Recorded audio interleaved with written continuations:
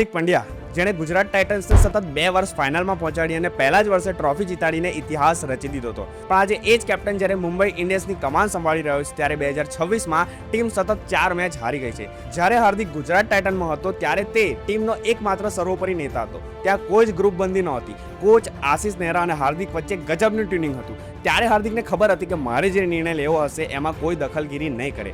ખેલાડીઓ પણ નવા હતા અથવા હાર્દિકના વિઝનમાં માનતા હતા, એટલે ત્યાં હાર્દિક ફ્રી માઇન્ડથી કેપ્ટન્સી કરી શકતો હતો. હવે પરિસ્થિતિ જુઓ. મુંબઈ ઇન્ડિયન્સમાં હાર્દિક એકલો લીડર નથી. તેની ટીમમાં રોહિત શર્મા, સૂર્યકુમાર યાદવ અને જસપ્રીત બુમરાહ જેવા એવા દિગ્ગજો છે જે પોતે પણ કેપ્ટન મટીરિયલ છે અને પોતાની જાતને લીડર માને છે. જ્યારે ડ્રેસિંગ રૂમમાં આટલા બધા સિનિયર પ્લેયર હોય ત્યારે કેપ્ટન માટે નિર્ણય લેવો અઘરો પડી જાય છે. મેદાન પર દેખાઈ રહ્યું છે કે હાર્દિકને એવો સપોર્ટ નથી મળી રહ્યો જેવો રોહિત શર્માને મળતો હતો.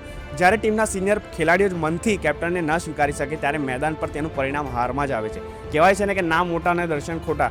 મુંબઈના સિનિયર પ્લેયર્સ અત્યારે પોતાની ક્ષમતા મુજબ પરફોર્મ નથી કરી રહ્યા. જ્યારે મેઇન પ્લેયર્સ જ ફેલ જાય ત્યારે એકલો કેપ્ટન શું કરી શકે? હાર્દિક પર અત્યારે આખું મુંબઈ અને સોશિયલ મીડિયા તૂટી પડ્યું છે. ટૂંકમાં કહીએ તો મુંબઈ ઇન્ડિયન્સ અત્યારે રમતથી ઓછી અને આંતરિક વિખવાદથી વધારે હારી રહી છે.